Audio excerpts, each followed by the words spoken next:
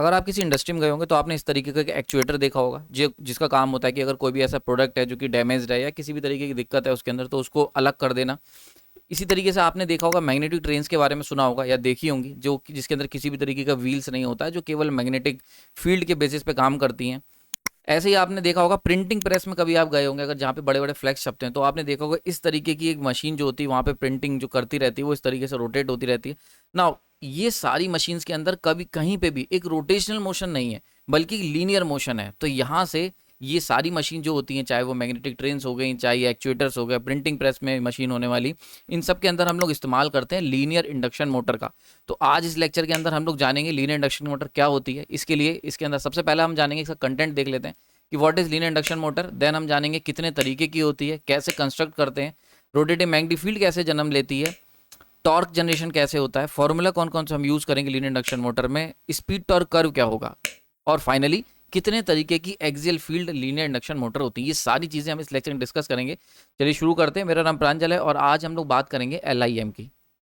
सबसे पहले what is linear induction motor ना, अगर ये आपसे पूछ लिया जाए तो बेसिकली क्या होता है, ये एक स्पेशल तरीके की इंडक्शन मोटर होती है जिसके अंदर हम लोग रेक्टिलिनियर मोशन का इस्तेमाल करते हैं या जनरेट करने की कोशिश करते हैं रेदर देन रोटेशनल मोशन। देखो अगर हम बात करते हैं किसी जनरल मोटर की, तो उसके अंदर कन्वेंशनल मोटर के अंदर हम लोग क्या करते हैं, एक फील्ड बनाते हैं और अल्टीमेटली हमारा एम होता है रोटेशनल मोशन को जन्म देना।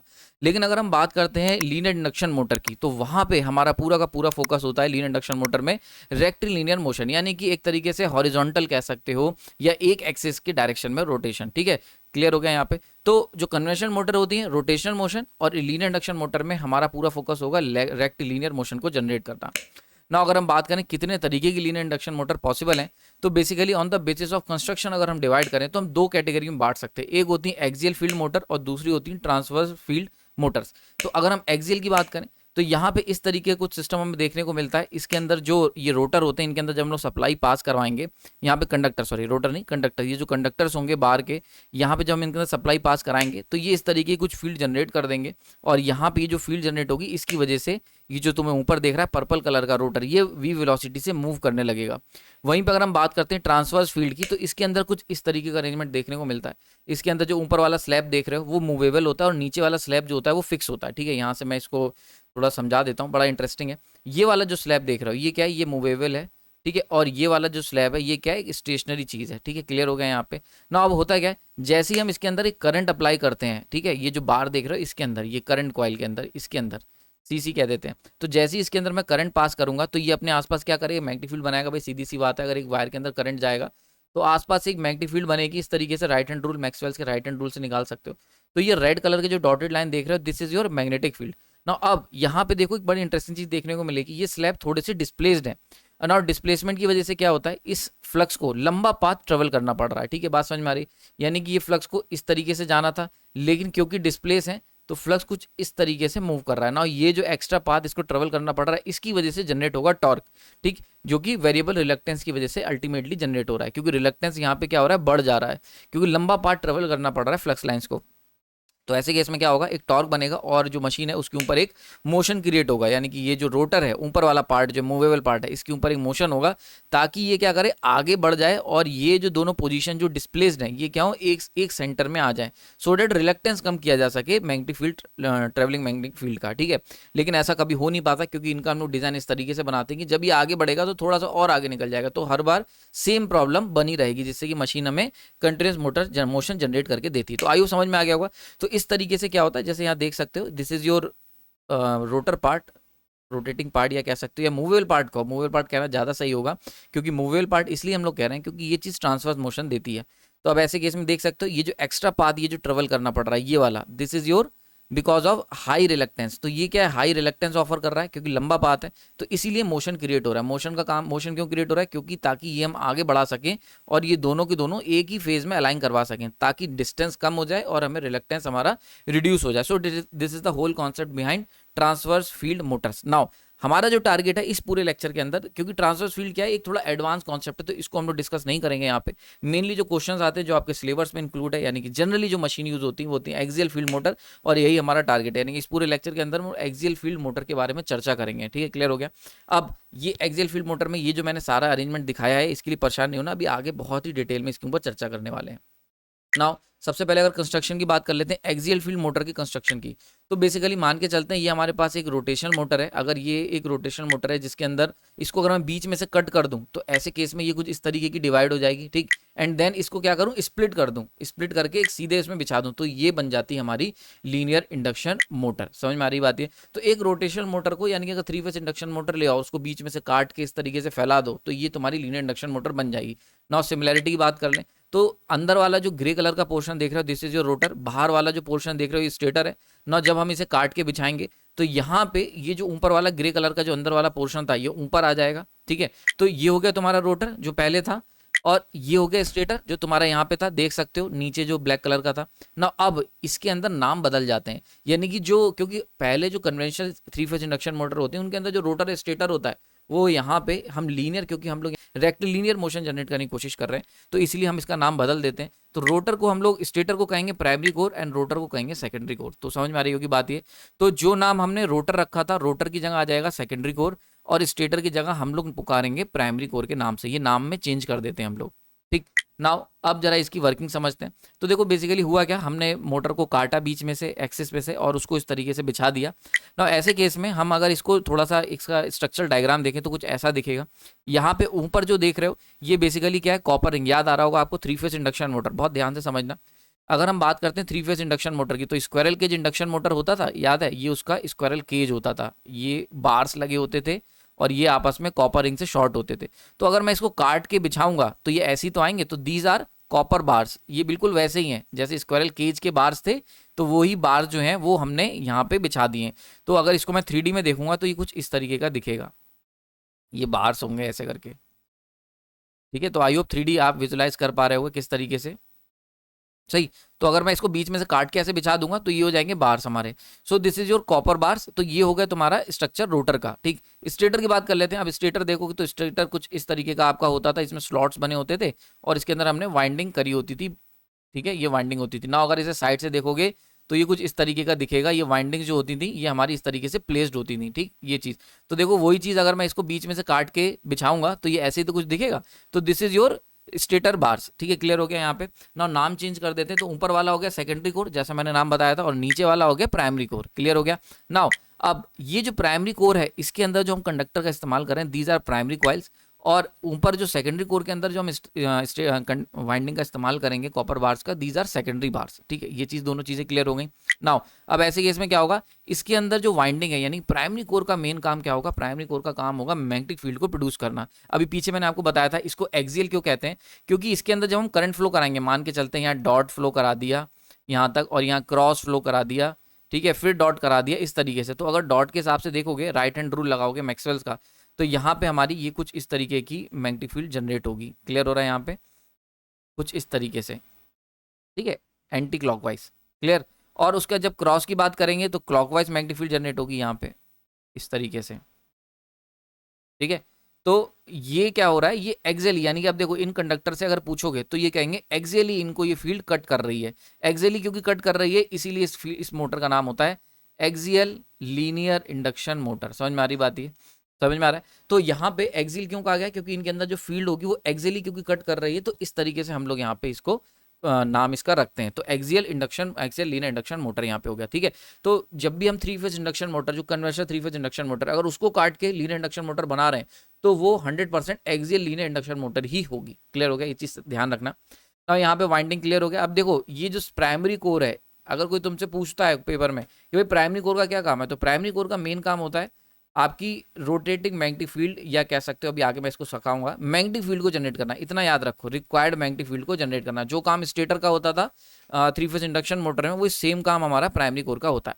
नाउ यहाँ पे अब दूसरी बात कर लेते हैं, इसका काम क्या होता है, जो सेकेंडरी कोर है इसका काम होता है this is free to slide, ठीक है, समझ में आ गया। तो ये क्या कर सकता है, स्टेटर पे ये फ्रीली मूव होने के लिए बना होता है। जैसा कि रोटर का काम क्या था कि फ्रीली रोटेट होना, ठीक है, स्टेटर के अंदर, तो वैसे ही इसका काम क्या है, ये भी फ्री टू स्लाइड है, लेकिन ये रोटेट नहीं होगा, स्लाइड होगा किस पे, स्टेटर के ऊपर। समझ में आ रही बात है।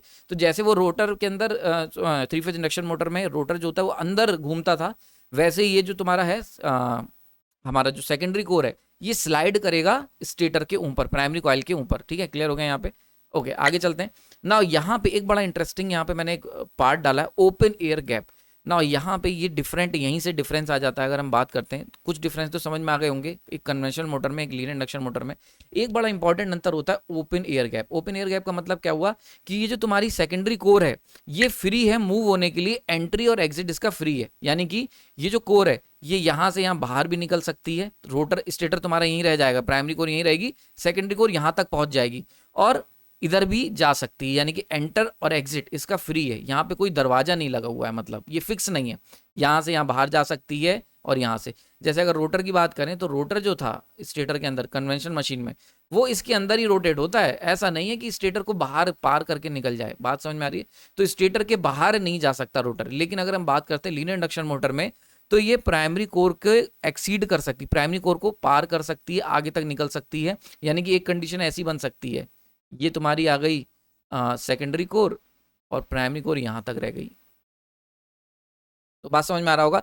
तो सेकेंडरी कोर जरूरी नहीं है कि तुम्हारा हमेशा केवल प्राइमरी कोर के ऊपर ही मूव करे, वो उसको पार भी कर सकती है। तो इसीलिए हम इसके लिए एक वर्ड इस्तेमाल करते हैं ओपन एयर गैप। ठीक है, यानी कि ओपन एंट्री है एंड एग्जिट है, ओपन एंट्री है और ओपन एग्जिट है, कोई इसका एंड नहीं है। ये यहां तक भी जा सकती है और इधर भी निकल सकती है, दोनों तरफ, यानी कि दोनों तरफ आर पार जा सकती है ना। अब बात कर लेते हैं कि इसके अंदर आरएमएफ कैसे जनरेट करते हैं। तो देखो बड़ा इंपॉर्टेंट वर्ड है यहाँ पे आरएमएफ का, अभी मैं मीनिंग समझाऊंगा लीनियर इंडक्शन मोटर में। अगर कन्वेंशनल की बात कर लेते हैं, कन्वेंशनल मशीन में, तो जैसे ही हम इसके अंदर क्या करते थे, 3 फेज वाइंडिंग लगाते थे, तो एक रोटेटिंग मैग्नेटिक फील्ड हमारी जन्म हो जाती थी, यानी कि आरएमएफ का जन्म हो जाता था। अब लेकिन अगर हम बात करते हैं एलआईएम की, तो एलआईएम के अंदर हमने क्या करा है, इस मशीन को बीच में से ऐसे काट दिया है और काट के ऐसे बिछा दिया है। तो वही हम कर रहे हैं। तो हमने क्या करा, इस मशीन को बीच में से काटा और इसको बिछा दिया। तो इसके ऊपर वाइंडिंग अगर लगाओगे प्राइमरी कोर पे, तो 3 फेज वाइंडिंग कुछ इस तरीके की वाइंडिंग आ जाएगी। ठीक है, अब देखो बड़े ध्यान से देखना, जब हम इसके अंदर 3 फेज वाइंडिंग को हम बनाते थे तो एक रोटेटिंग मैग्नेटिक फील्ड जन्म लेती थी। क्यों? क्योंकि पहले आर एनर्जाइज होती थी, फिर थोड़ी देर बाद वाई, फिर थोड़ी देर बाद बी। ठीक है, तो हमें क्या लगता था, अगर हम यहाँ पे खड़े होकर देखें तो हमें लगेगा नॉर्थ पोल यहाँ पर आया, देन थोड़ी देर बाद नॉर्थ पोल यहाँ आ गया, देन थोड़ी देर बाद नॉर्थ पोल यहाँ आ गया, तो हम कहते थे रोटेटिंग मैग्नेटिक फील्ड जन्म ले गई। लेकिन अगर हम इसी को काट देते हैं बीच में से, तो जरा देखते हैं क्या होगा। तो ऐसे केस में क्या होगा, हमें एक फील्ड मिलेगी इस तरीके से, मैग्नेटिक फील्ड मूव करती हुई। क्यों? क्योंकि भाई आर है तो यहाँ पे नॉर्थ पोल आएगा पहले, देन 120 डिग्री के बाद नॉर्थ पोल यहाँ आएगा, देन 120 डिग्री के बाद नॉर्थ पोल यहाँ आएगा। तो हमें क्या दिखेगा, अगर मैं ऐसा बाहर से खड़े होकर देखूंगा तो मुझे क्या दिखेगा कि मैग्नेटिक फील्ड जो है वो नॉर्थ पोल वो इस तरीके से मूव कर रहा है आर वाई बी, यानी कि लीडिंग टू लैगिंग फेज की तरफ। यही तो डायरेक्शन होती है। समझ में आ रही बात? ये क्लियर हो गया यहाँ पे? तो बिल्कुल वैसे ही जैसा कि एक कन्वेंशनल मशीन के अंदर जब हम 3 फेज सप्लाई देते हैं तो एक रोटेटिंग मैग्नेटिक फील्ड बनती है, बिल्कुल वैसे ही जब हम इसकी बात करेंगे लीनियर इंडक्शन मोटर में, तो एक लीनियर फील्ड बनेगी। क्लियर हो रहा है? रोटेशनल मैग्नेटिक फील्ड की जगह एक लीनियर मैग्नेटिक फील्ड हमें देखने को मिलेगी ना। इसको भी हम कहेंगे आरएमएफ, लेकिन मतलब अलग अलग है। अगर कन्वेंशनल मोटर की बात करोगे तो इसमें आरएमएफ का मतलब होगा रोटेटिंग मैग्नेटिक फील्ड। लेकिन अगर हम बात करते हैं एलआईएम की, तो एलआईएम में अगर आरएमएफ की फुल फॉर्म अगर पूछी जाए तो उसका आंसर होगा रेक्टिलिनियर मैग्नेटिक फील्ड। बड़ा इंपॉर्टेंट है, यहाँ पे आर जो है वो है रोटेटिव मैग्नेटिक फील्ड और यहाँ पे आर जो है वो है रेक्टिलिनियर मैग्नेटिक फील्ड। बड़ा इंपॉर्टेंट, स्टार मार्क कर लेना। तो सेम 3 फेज वाइंडिंग जब हम इन्हें 120 डिग्री स्पेस अपार्ट और फेज अपार्ट जब हम करते थे एक स्टेटर के अंदर, तो ये बनाती थी रोटेटिव मैग्नेटिक फील्ड। यही फील्ड को अगर मैं काट के बिछा दूं तो ये बनाएंगी रेक्टिलिनियर मैग्नेटिक फील्ड, यानी कि लीनियर डायरेक्शन में मूव करती हुई एक magnetic field. So that is the beauty of linear induction motor. Clear हो गया? यहाँ पे समझ में आ गई होगी। नाउ अब बात कर लेते हैं टॉर्क कैसे बनेगा भैया। ये सारी बातें तो सही हैं, टॉर्क कैसे बना रहे हैं जरा उसको समझते हैं, बड़ा इंटरेस्टिंग है। तो अगर हम बात करते हैं कन्वेंशनल मोटर की, हर बार मैं कन्वेंशनल मोटर से कंपेयर करता रहूंगा जिससे कि आपको कॉन्सेप्ट एकदम क्लियर रहे। अगर कन्वेंशनल मोटर की बात करें, 3 फेज इंडक्शन मोटर है, तो ऐसे केस में जैसे ही तुमने सप्लाई दी 3 फेज बैलेंस सप्लाई, तो R Y B magnetic field बनी और एक रोटेटिंग मैग्नेटिक फील्ड पिक्चर में आ गई ना। अगर रोटर से कहोगे तो रोटर का काम क्या है ना, यहाँ पे रोटर के अंदर टॉर्क, आपको याद होगा 3 फेज इंडक्शन मोटर में आपने पढ़ा होगा कि रोटर के अंदर टॉर्क इसलिए बनता है क्योंकि अपने कॉज को अपोज कर सकते। क्योंकि भाई देखो, रोटर को अगर ध्यान से देखोगे तो रोटर क्या है, हम अगर स्क्वायरल केज रोटर ले रहे हैं तो इसके अंदर क्या होता है, इसके अंदर किसकी जो वाइंडिंग होती है, वाइंडिंग वो क्या होती है, शॉर्ट होती है, वाइंडिंग शॉर्ट होती है। तो भाई वाइंडिंग शॉर्ट है तो भाई रोटेटिव मैग्नेटिक फील्ड जब जाएगी तो एक ईएमएफ इंड्यूस हो जाएगा इसके अंदर, ईएमएफ। अब क्योंकि वाइंडिंग शॉर्ट है तो करंट भी आ जाएगा ना। करंट की डायरेक्शन इस तरीके से होगी कि करंट की वजह से बनने वाला जो टॉर्क है वो अपने कॉज को अपोज कर सके। तो यही चीज मैंने यहाँ पे लिखी है कि इस स्क्वायरल केज इंडक्शन मोटर में, रोटर में जो टॉर्क बनेगा वो इस तरीके से बनेगा, अपने कॉज का अपोज कर सके। कॉज क्या है? Rotative magnetic field. और इसको अपोज कैसे कर सकते हैं? इसको अपोज कर सकते हैं by reducing the relative motion between rotor and RMF. बड़ा इंपॉर्टेंट पॉइंट है, ये भी स्टार मार्क कर लेना। इस अगर हम रोटर से पूछेंगे तो रोटर कहेगा मेरा कॉज क्या है, क्यों इसके अंदर ईएमएफ इंड्यूस हो रहा है। इसके अंदर ईएमएफ इंड्यूस हो रहा है because of relative motion, relative motion between rotor and RMF. बहुत इंपॉर्टेंट लाइन है, ये चीज मैंने यहाँ लिखी, दोबारा लिख दे रहा हूँ जिससे कि तुम भूलो नहीं। अगर इंडक्शन मोटर से पूछोगे तो वो कहेगी रिलेटिव मोशन मेरे लिए दिक्कत की बात है, रोटेटिव मैग्नेटिक फील्ड दिक्कत की बात नहीं है। रिलेटिव मोशन यानी कि रोटर के और मैग्नेटिक फील्ड के बीच का जो रिलेटिव मोशन है वो जिम्मेदार है ईएमएफ इंड्यूस होने के लिए। तो भाई रिलेटिव मोशन हम जीरो कैसे करेंगे। रिलेटिव मोशन अगर बात करते हैं तो भाई दो गाड़ियां हैं, अगर दोनों गाड़ी इधर ये चल रही 10 की स्पीड से, अब तुम्हें इसके बीच में तुम जीरो पे हो तो रिलेटिव मोशन कितना हुआ, 10 का हुआ ना। अगर इसे मुझे जीरो करना है तो मैं भी इधर 10 की स्पीड से चलने लगाऊंगा तो रिलेटिव मोशन जीरो हो जाएगा। So that is the whole concept. तो हम लोग क्या करते हैं, तो ऐसे केस में रिलेटिव मोशन, रोटर और रोटेटिंग मैग्नेटिक फील्ड के बीच का जो रिलेटिव मोशन है उसे जब जीरो करना होता है तो रोटर क्या करता है, रोटेटिंग मैग्नेटिक फील्ड की डायरेक्शन में ही रोटेट होने लगता है, कुछ इस तरीके से। समझ में आ रही बात है। तो मोटर क्या होगी, start rotate in RMF direction. तो जिस भी डायरेक्शन में रोटेटिंग मैग्नेटिक फील्ड घूम रही है, क्लॉकवाइज एंटी क्लॉकवाइज, उसी डायरेक्शन में रोटर जो होगा वो घूमने लग जाता है ताकि रिलेटिव मोशन को जीरो किया जा सके। ऐसा हो नहीं पाता है क्योंकि कोशिश तो यही रहती, पर कभी भी ऐसा हो नहीं पाता क्योंकि स्लिप एग्जिस्ट करती है। हर बार हम थोड़ा सा लैग करते रह जाते हैं। तो जब लैग रहेगा, स्लिप रहेगी, तो मशीन हमेशा घूमती रहेगी। तो इस तरीके से हमें कंटिन्यूस मोशन मिलता रहता है थ्री फेज इंडक्शन मोटर में। ठीक है। नाउ अगर हम बात करते हैं सेम कॉन्सेप्ट की यहाँ पे, यानी कि अगर हम बात करें एलआईएम में आ जाओ, तो एलआईएम के अंदर भी यही होगा। एलआईएम के अंदर क्या होगा, रोटेटिंग मैग्नेटिक फील्ड थी, rotating magnetic field three phase में थी, यहाँ पर रेक्टिलिनियर मैग्नेटिक फील्ड थी, यानी कि लीनियर डायरेक्शन में घूमती हुई बढ़ती हुई मैग्नेटिक फील्ड। ना ऐसे केस में अगर रोटर रखोगे तो इसके अंदर भी क्या होगा, इसके अंदर भी टॉर्क जनरेट होगा ताकि रिलेटिव मोशन को जीरो करा जा सके। क्यों, क्योंकि ये क्या है भैया, ये भैया ही तो है। देखो बहुत ध्यान से समझना, ये क्या है, ये तुम्हारा भाई है, इसका रोटर का भाई है, यानी कि इसको ही तो काटा है तुमने, इसको बीच में से जब काटा है तभी तो ये तुम्हें मिला है। क्लियर हो गया यहाँ पे। तो जब इसको बीच में से काटा है तभी तुम्हें ये चीज मिली है। तो ये भी क्या है, इसके अंदर देखोगे तो कंडक्टर्स हैं जो आपस में शॉर्ट हैं इस कॉपर रिंग की वजह से, कॉपर स्लैब की वजह से। तो दीज आर शॉर्ट कंडक्टर्स। तो इनके अंदर क्या होगा, जब एक ऐसे आगे बढ़ती हुई लीनियर बढ़ती हुई मैग्नेटिक फील्ड जब इसके अंदर से पास होगी तो इसके अंदर ईएमएफ आ जाएगा। क्योंकि कंडक्टर शॉर्ट है तो करंट आ जाएगा, करंट आएगा तो टॉर्क आ जाएगा। अब टॉर्क की डायरेक्शन क्या होगी, ऐसे होगी ताकि अपने कॉज को अपोज कर सके। कॉज क्या है, रिलेटिव मोशन बिटवीन सेकेंडरी, ये क्या है तुम्हारी सेकेंडरी तो है, secondary core, between secondary and RMF, rectilinear magnetic field, ये दिस इज योर आरएमएफ। अब वही सेम क्वेश्चन सेम आंसर कि भाई कैसे अपोज करोगे, उसी की डायरेक्शन में घूम करके। तो इसीलिए क्या होता है, जो तुम्हारा ये सेकेंडरी कोर होती है ये घूमने लग जाती है, या कह सकते हो घूमने नहीं, आगे बढ़ने लग जाती in the direction of rectilinear magnetic field, RMF की डायरेक्शन में। ठीक है। तो ये कुछ इस तरीके से मूव करने लग जाती है। तो आई होप समझ में आ रहा होगा। तो रेक्टिलिनियर मैग्नेटिक फील्ड जो होती है उसको अपोज करने के लिए, उसको विद उसके रिलेटिव मोशन को with respect to rotor oppose करने के लिए ये क्या होता है, ये तुम्हारा सेकेंडरी कोर होता है, ये मूव करने लग जाता है। और इसी का इस्तेमाल हम लोग करते हैं प्रिंटिंग में, मैग्नेटिक ट्रेन्स को चलाने में, या फिर एक्चुएटर में। तो इस तरीके से हमें लीनियर मोशन मिलता है। यानी कि जो कारण जिम्मेदार था थ्री फेज इंडक्शन मोटर में रोटेशनल मोशन के लिए, वही सेम कारण जिम्मेदार है आपके रेक्टिलिनियर मोशन के लिए। इस तरीके से क्लियर हो रहा है, आयु समझ में आ रहा होगा, ये एनिमेशन से आपको बिल्कुल क्लियर हो गया होगा। नाउ अगर हम बात कर लेते हैं फॉर्मूलेज की, कौन कौन से भाई फॉर्मूले हैं, इसको भी जरा देख लेते हैं क्योंकि न्यूमेरिकल भी तो कुछ सॉल्व करने होंगे। तो अगर हम फॉर्मूले की बात कर लेते हैं एलआईएम के, तो भाई यहाँ पे अगर मान के चलते हैं रोटर घूम रहा है एनआर की स्पीड से, थ्री फेज इंडक्शन मोटर को पहले समझते हैं, और रोटेटिंग मैग्नेटिक फील्ड जो है वो एनएस की स्पीड से चल रही है। ठीक है। तो ऐसे केस में स्लिप कितनी होती थी, स्लिप यहाँ पे निकल के आती है NS minus NR divide by NS. NS कितना होता था 120 एफ बाई पी, एनएस मतलब सिंक्रोनस मैग्नेटिक फील्ड की स्पीड, रोटेटिंग मैग्नेटिक फील्ड की स्पीड, वो हो गई 120 एफ बाई पी।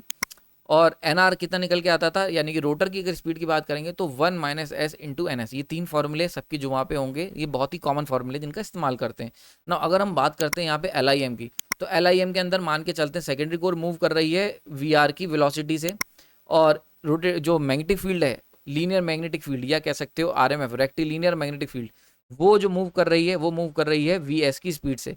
तो ऐसे केस में स्लिप कितनी आएगी रोटर और मैग्नेटिक फील्ड के बीच में, V S minus V R divide by, देखो यहाँ पे क्या था आरपीएम था, दिस इज योर आरपीएम क्योंकि रोटेटिंग है। यहाँ पे क्या है, वी एस है, वेलोसिटी है, क्योंकि लीनियरली मूविंग मैग्नेटिक फील्ड है। समझ में आ रही बात है।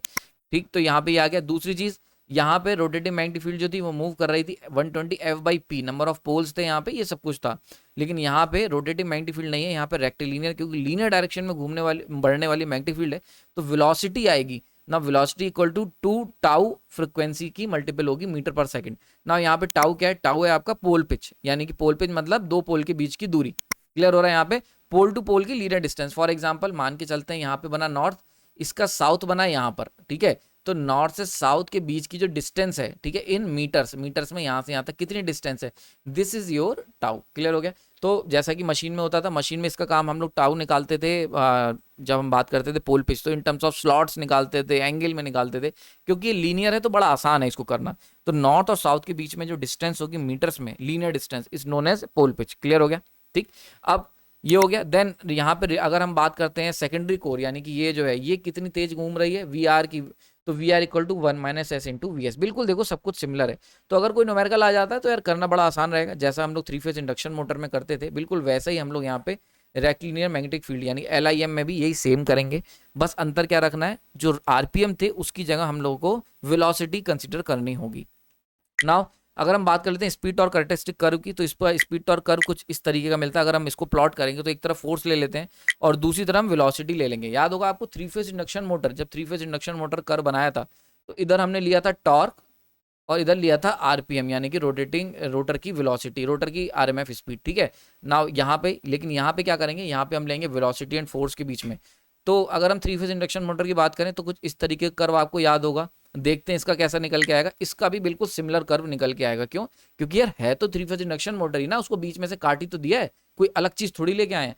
तो 3 फेज इंडक्शन मोटर अगर बीच में से काट दोगे तो ये कर्व जो बनता था वो बिल्कुल वैसे ही कर्व बनेगा। अंतर क्या आ जाएगा, फोर्स आ जाएगा टॉर्क की जगह फोर्स, और रोटेटिंग मैग्नेटिक फील्ड की जगह आ जाएगी वेलोसिटी। क्लियर होगा यहाँ पे ना। ये जीरो कहाँ होती थी, NS पे जीरो होती थी, तो ये भी VS पे तुम्हारी जीरो की। सिंक्रोनस स्पीड कितनी, VS, ये क्या है, ये है आपका VR, ठीक है, and this is your force. ठीक, क्लियर हो गया। तो आई होप समझ में आ गया होगा बिल्कुल सब कुछ। नाउ लास्ट पॉइंट की बात कर लेते हैं, कितने तरीके की एक्सियल मैग्नेटिक फील्ड होती है, यानी कि axial field linear induction motor कितने तरीके की होती हैं, ठीक है। तो इसको जरा चर्चा कर लेते हैं जल्दी से। तो अगर हम स्ट्रक्चर की बात करें, प्राइमरी एंड सेकेंडरी की, देखो हमने अभी तक पीछे बात करी थी स्ट्रक्चर, केवल स्ट्रक्चर की, तो वहां दो निकल के आई थी। वहां हमने LIM को जब बांटा था तो दो कैटेगरी में बांटा था LIM को, एक थी एक्सियल फील्ड, एक थी ट्रांसवर्स फील्ड।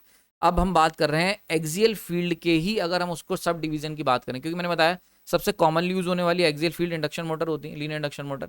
तो अगर हम एक्सियल फील्ड के ही टाइप की बात करें तो बेसिकली 4 तरीके के टाइप्स होते हैं इसके। अगर हम प्राइमरी और सेकेंडरी, एक चीज बड़ी इंपॉर्टेंट है यहाँ पे जो ध्यान देने वाली बात है, रटने की जरूरत नहीं है।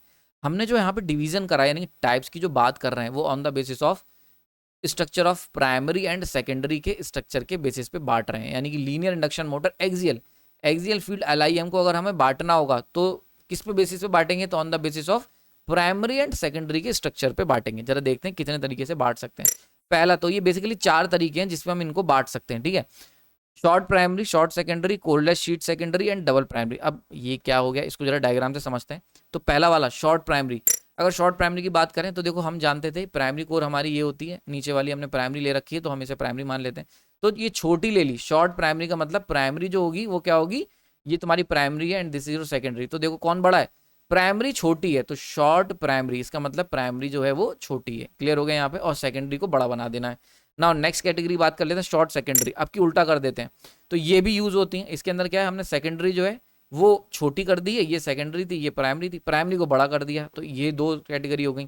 तीसरा होता है कोरलेस शीट। इसके अंदर हमने क्या करा, हमने जो सेकेंडरी के अंदर ये जो बार्स ले रखे थे ना, इन्हें हटा दिया पिक्चर से, इनकी जगह हमने केवल शीट ले ली। अब केवल शीट ले लोगे तो ये कैसे घूमेगी, तो इसका आंसर है एडी करंट की वजह से, ठीक है। एडी करंट जो होंगे वो पिक्चर में आ जाएंगे और उसकी वजह से मैग्नेटिक फील्ड बनेगी, रोटर के अंदर मैग्नेटिक फील्ड बनेगी, करंट आएगा, टॉर्क बनेगा, और डायरेक्शन वही होगी in the direction of rotating magnetic field या लीनियरली मूविंग मैग्नेटिक फील्ड, ठीक है। तो अगर हम लोग ये बिल्कुल ऐसा ही है कि हम लोग स्क्विरल केज इंडक्शन मोटर ना लेके उसको पूरा एक शॉर्ट कर दें, एक सिलेंडर ले लें, तो वो भी उसके अंदर एडी करंट के कॉन्सेप्ट के कारण भी हमें टॉर्क मिल सकता है। क्लियर हो गया। तो यहाँ पे हमने यही करा, हमने शीट ले ली है। नाउ शीट ले ली तो यहाँ पे आगे कोरलेस, यानी कि हमने क्या करा, सेकेंडरी की कोर को गायब कर दे, ये सब जो कंडक्टर थे ना इन्हें हटा दिया और केवल एक शीट ले ली, वो भी मूव करेगी। सेकंड आ जाता है डबल प्राइमरी। हमने क्या करा, यही शीट रखी। अब अच्छा टॉर्क अगर तुम्हें बनाना है तो नीचे से भी फ्लक्स मारो और ऊपर से भी फ्लक्स मारो, जिससे कि तगड़ी मैग्नेटिक फील्ड बन सके और तगड़ा टॉर्क बन सके। तो ये कोर इस तरीके से अंदर बाहर मूव कर सकती है। क्लियर हो गया यहाँ पे, समझ में आ रही बारी है। अच्छा, एक क्वेश्चन आपके मन में आया होगा कि प्रिंटिंग प्रेस में, अभी मैंने पीछे एग्जांपल दिया था कि मशीन एक बार इधर जाती है देन वापस से इधर आती है, तो सर ये कैसे हो रहा है, तो बिल्कुल वैसा ही जैसा कि अगर हम 3 फेज इंडक्शन मोटर की बात करें तो उसमें अगर इधर मूव कराना है तो RYB दे दो तो इधर मूव कर जाएगी, और अगर अपोजिट डायरेक्शन मूव कराना है तो आर वाई बी दे दो ऐसे, तो ये ऐसे मूव कर जाएगी, बिल्कुल वैसे ही इसके अंदर होगा। तो जब तुम्हें अगर मान के चलते हैं हमारी ये मशीन है और ये उसकी सेकेंडरी है, तुम्हें इधर मूव कराना है तो हम क्या करेंगे, हम इधर आर वाई और बी दे देंगे प्राइमरी में, ठीक है। तो ऐसे में ये इधर मूव कर जाएगी। अगली बार हमें इसे वापस लाना है अंदर की तरफ, तो इधर से आर वाई बी दे देंगे, तो ये मशीन पूरी की पूरी इधर से अंदर आ जाएगी। तो इस तरीके से हम लोग क्या कर सकते हैं, by changing the face sequence हम लोग क्या कर सकते हैं, हम लोग इसके मूवमेंट को कंट्रोल कर सकते हैं। तो जो प्रिंटिंग प्रेस मैंने बताया था, अंदर बाहर ऐसे करके जो मूव कर रही थी, अभी पीछे देखा था जब प्रेस होती है तो उसके अंदर यानी कि उसका जो टू एंड फ्रो मोशन है, अगर तुम्हें वो बनाना है तो उसके लिए मैग्नेटिक फील्ड को रिवर्स करना पड़ेगा। जब बाहर जानी है, जिधर भेजना है उधर की डायरेक्शन में मैग्नेटिक फील्ड बना दो मूव करती हुई। So that is the whole concept. तो अगर आपको लेक्चर पसंद आया तो 2 लेक्चर मैं आपको सजेस्ट करूंगा इसके बाद देखने के लिए। एक है रोटेटिंग मैग्नेटिक फील्ड कैसे काम करती, कैसे बनती है, इसको मैंने बताया था जब हमने बात कर रहे थे यहाँ पे स्पेशल पर्पस मशीन के इस पर्टिकुलर टाइप के लेक्चर की। तो आप लेफ्ट वाला लेक्चर देख सकते हैं। और वहीं पर अगर तुम जानना चाहते हो कि सर्वो मोटर कैसे काम करती हैं, सर्वो मोटर क्या होती है, सब कुछ, तो उसके लिए आप राइट वाला लेक्चर देख सकते हैं। आपने अपना कीमती समय दिया उसके लिए धन्यवाद। अगर लेक्चर पसंद आया तो कमेंट करके जरूर बताना।